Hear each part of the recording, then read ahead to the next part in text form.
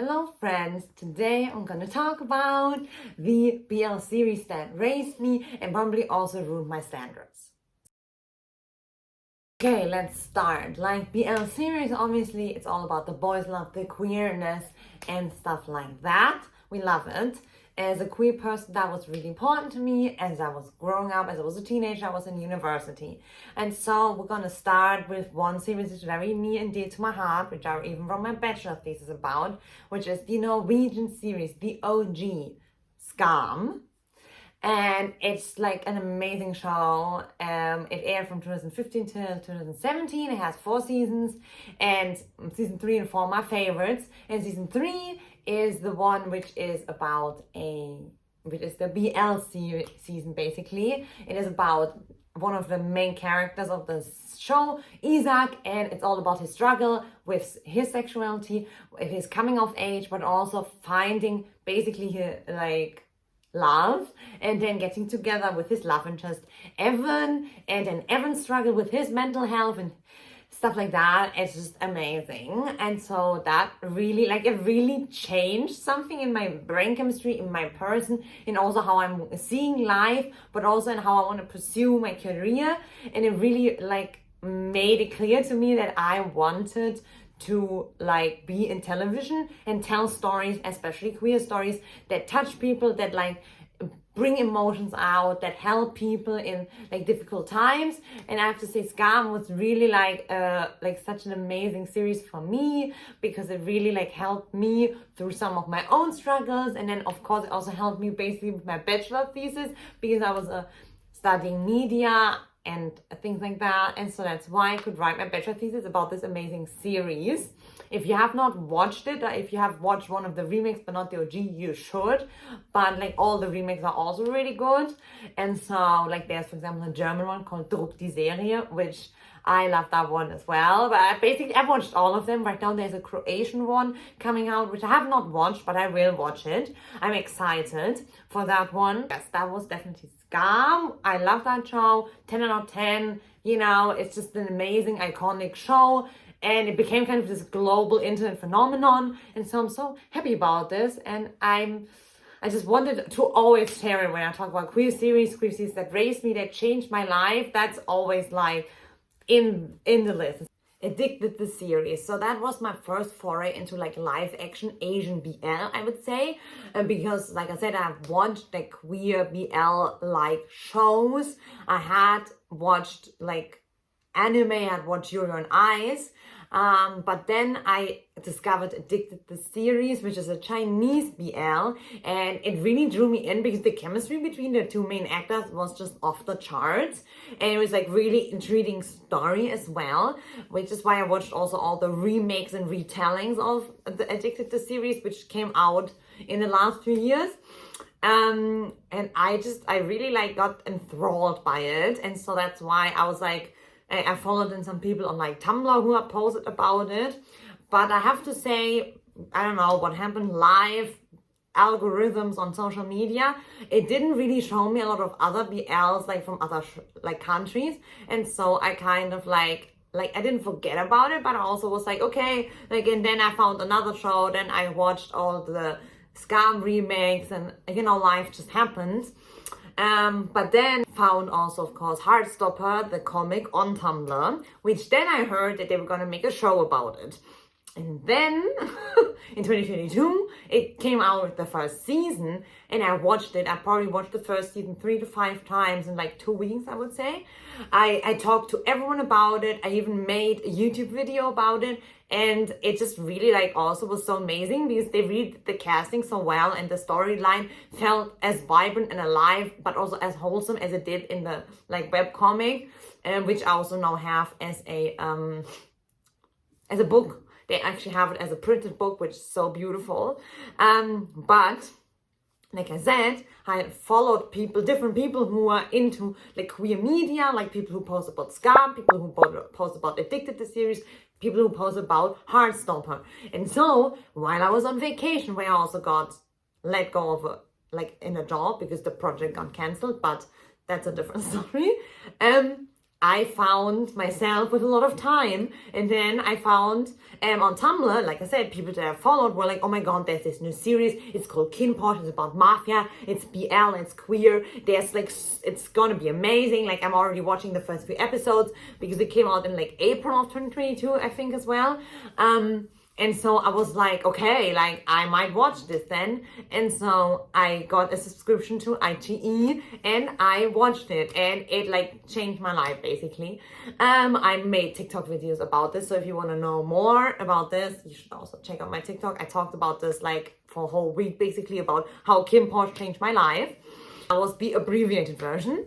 Really like fed me always very well. So I have to say props to the Tumblr people that I followed and still follow and I'm still active on, because it always brought me the best shows. And so I was like deep in the KinnPorsche rabbit hole. I'm like watching it every week. I'm reading all the theories that people are posting on Reddit, on Tumblr and things like that.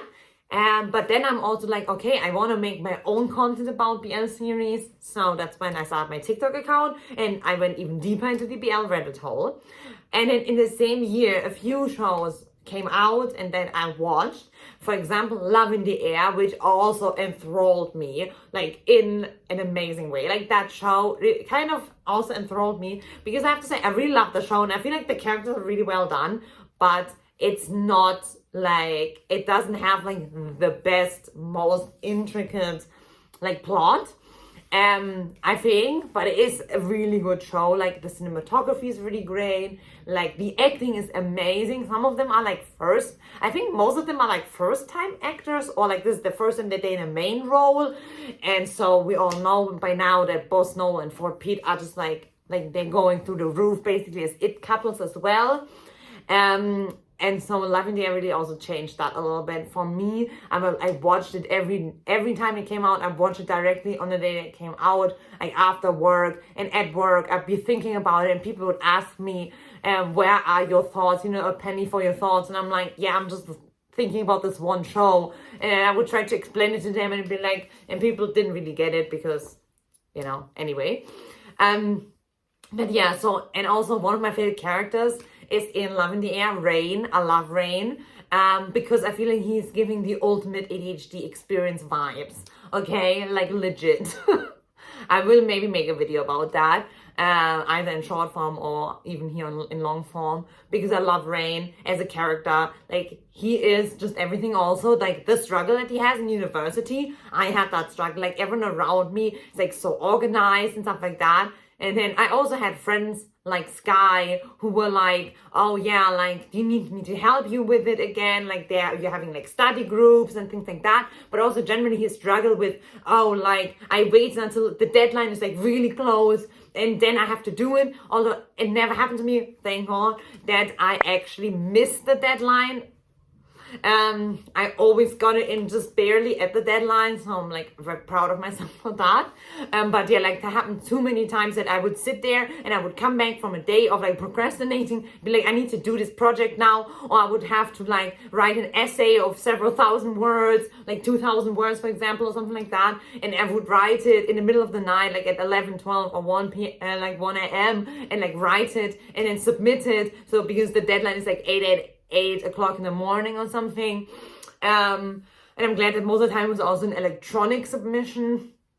So I didn't even have to go to university then directly if I didn't have like a class. So that's why I love Rain. I love Love in the Air, because it really shows like really interesting character dynamics, relationship dynamics, but also, like I said, I think that Rain is like the ultimate neurodivergent / ADHD experience. So yeah. Let's talk about Bad Buddy, okay? Like, yes, there's a lot of things that happened since it aired. We are not going to talk about those things. We can talk about it in another video about Omnanon and all the like drama and like toxic fans and things like that. But today is about the series Bad Buddy, which, if you don't know, is a Thai BL, and it is basically like an enemy / rival / childhood friends-ish to lovers. It's a very interesting story. It's like about Pat and Pran, and they live next to each other, and they're basically like the similar or same age, and their families have like this feud, which in the beginning you really don't know why they have this feud, and they are like let it out basically through their children, and so that's why they don't like each other. But Pran obviously likes him, and Pan also kind of likes him because he follows him like a little lost puppy. But anyway, and so obviously then like they meet again in university, and there's also this rivalry between their faculties, between architecture and engineering, right? Yes. There's always engineers in Thai BL, love that. Yeah, it just becomes a love story basically, but like in a very non-cliche kind of way. Like it has tropes, it has a bit of a cliche like touch, but it also subverts a lot of expectations, especially in the Thai BL like industry. There's a lot of cliche tropes that they use, especially when it's a university engineering student BL, and so I really enjoyed that. And the music, like the non-singing, is so amazing. I love that he wrote the song basically, and then they also use his song where he's featured on the Sissy song, which Om's character Pat also sings to him on at least one occasion. And so I feel like that really was like really fun show to watch, and I love it. And I also really enjoyed the Owls Guy 2 episode, so it really raised my standards, because especially like both of them are like really great partners to each other. But like Pat is like someone who is like, he was like willing to literally cut off his whole family besides his sister, like to cut them off because he saw that like Pran's mom and also Pran basically in the aftermath, they got wronged so much by his dad. So, as I was saying, it just gets a really intense storyline, kind of. Not in a super angsty or super like traumatizing way some other Thai videos have done, but like it's just really intense when you watch it for the first time. You're like, what is the secret? Why do they have a feud? What's happening? What's gonna happen? How they're gonna move forward? And so that's why I love it. I love how they managed the whole thing. I love the reaction of both Pat and Pran, how they support each other, how they got also support from their friends, something like that. Just amazing. If you have not watched it, you should watch it. Okay, let's move on to Not Me, which I will try not to make a 10-hour rant about. I love Not Me. It's a great series. I love Afghan. I love all the actors basically are in this, like first as York. I love him so much in this show. Like Gawin as the like conflicted police officer, like the activism, the political like activism in this show, what is shown in different ways, how he can political, how art is political, anti-capitalist and anti-establishment like messaging. I love the plot with like the twins, how, oh my god, Gam's such a great actor, how he plays these two very opposite characters, and it was just so great. Also like the soundtrack is so like hauntingly beautiful, and then of course like I have so many more things to say really, but then of course it's also the iconic scene with the rainbow flag thing at this protest where you have this like pride fashion show. It was just the best, okay? Especially now that they have equality, like kind of like with marriage equality. That's what I meant to say, marriage equality in Thailand. I'm so happy for them. I'm so excited for them that so many people can get married. That makes me so happy. That gives me like so much joy. And I feel like that's what the scene also in Not Me is. If you want to hear more about my ramblings, analysis, and other things from Not Me, about Not Me, by me, basically, then you should check out my podcast, Bella's Galaxy, on Spotify. Anyway, you can listen to that. It is nearly an hour, but anyway, then you can listen to my ramblings and analytics of that amazing series. Moving on to Between Us, which obviously Between Us is the parallel story to Until We Meet Again, which I also love. But Between Us is less traumatizing, so that's why I like to watch it more often, I have to say. Because, it is quite heavy, like, subjects in Until We Meet Again. Not that Between Us is that much lighter in some aspects, but still. I also love Boon Prem. I'm so excited they're GMTV. I'm excited for their vampire show revamp. I'm hoping that it actually, because they're still shooting it, I hope that it comes out actually around like September, October, because that's my favorite time, autumn, spooky season. That's also when my birthday is. And so I'm excited that maybe we're gonna get it around that time. So like, I don't know yet, because they've like started shooting in like the end of February, so I don't know how long it's gonna take us in the post-production and stuff like that. But anyway, that was just a little in between there. Between Us, like I said, parallel story to Until We Meet Again. It's like Win and Team and the university, and one of my friends calls it the swimmer series, because there's a lot of things about the swimming club. It's about swimming, about how also like Team's trauma with water and what happened with his friends that died then, and things like that. Anyway, I'm saying anyway a lot, but I'm sorry. Between us, it's just so heartwarming. Also, Santa's in the show. He plays Win's little brother. And I really enjoyed that so much.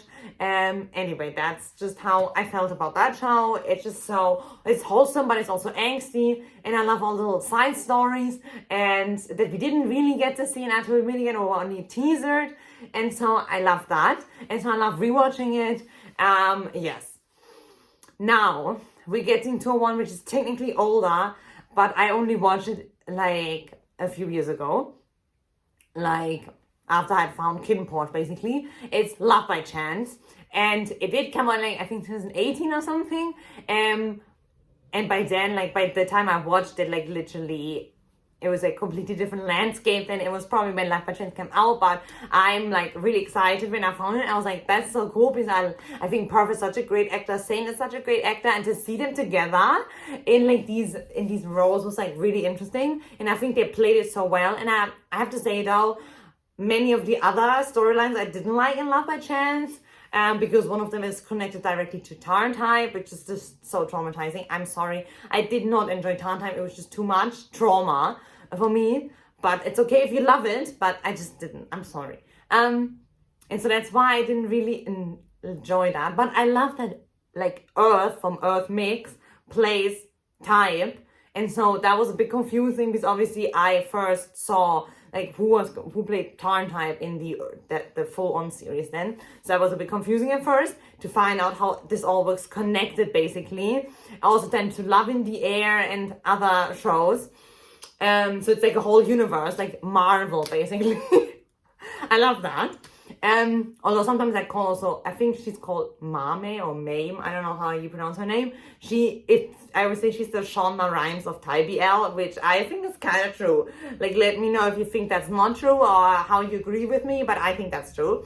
And I think that makes even more sense, because all of Shonda Rhimes' shows are also connected. So that's why. Or it's even crossovers. So anyway, Love by Chance, it's about I and Pete. And it's this really kind of cute story how one of them is this very shy introverted character who's been bullied because he's gay, and he had this really traumatic experience when he thought someone was interested in him, but then he only tries to blackmail Pete for the money, because Pete is from a very, very rich family. And he's really concerned about the reputation, and the mom is amazing. She is such a great mom. She responds beautifully to his coming out. And then he becomes friends with I'm always pronouncing very German, but I'm sorry. And played by Perth, very young Perth, with the kind of shaved head, kind of not a buzz cut, but kind of. And it's just so adorable, and I love it. And so that storyline kind of develops, and they Pete obviously has, from first episode, you can see he has a little crush already.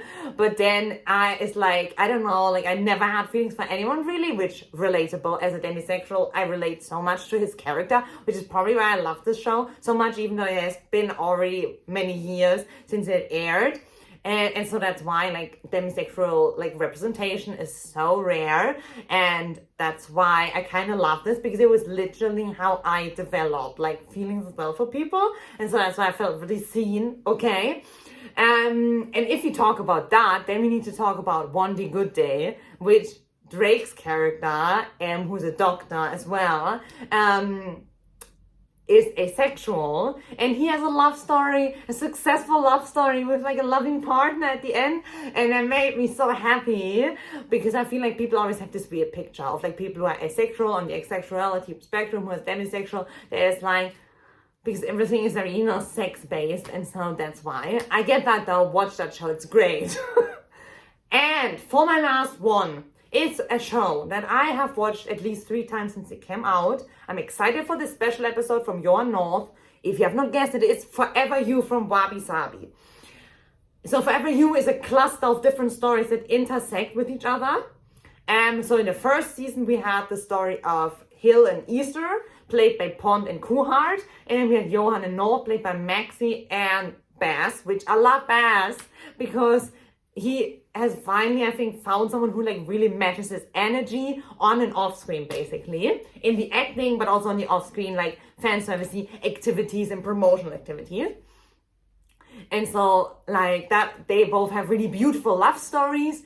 And also I have literally convinced one of my friends who didn't really know anything about BL, about Thai BLs or anything like that. And she was like, show me one Thai BL. And at the time, Forever You was airing. And I was like, I'm gonna show you Forever You because it's a great series. And it's fun and it's cute and it's rom-com-like and I love it. And then now she's obsessed and she sends me TikToks of either the actors, like from Johan North, like, or she sends me like things from the official Wabi Sabi or like account, or she sends me stuff with Forever You. And she's also really excited now for the 25th of May, where the special episode comes out, and when all the like pilots came out as well. And I'm so excited that I managed to show this great series.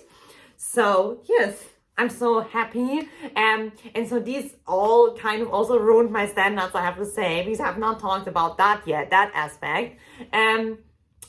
But like, it really means they're all such interesting characters, like maybe not in KinnPorsche, but in lots of them it's also very green flag behavior, like in Bad Buddy, in Between Us, in Love by Chance, in Forever You, in Skam. It's a lot like, it's very like vulnerable, wholesome as well on some parts. It's very green flag behavior from like the love interests to each other in like the dating period and getting together. In Between Us, I love the scene where they hook up for the first time because it's like all about consent. And like Win keeps asking all these questions because he knows the team drank some alcohol and doesn't want that there's like this, like, you know, that there's like this, ability, that he has the ability to consent, which if you're super drunk, most of the time you do not have the ability to consent. Especially if someone asks you, where are you? And you don't know where you are, then you definitely don't have the ability to consent. Anyway, that was my rant about these amazing series. And they literally did raise me and they really helped me and also healed me on some parts, but also ruined my standards maybe, but also raised my standards. Yeah. Thank you, friends, for hanging out with me in my dreamy little chaos corner. Comment your current BL obsessions below so that I'm not alone in this spiral of literally like loving it, but also having my standards raised / ruined. And so if you vibe with my energy, you already know when the subscribe button lives. And I will see you soon. Bye!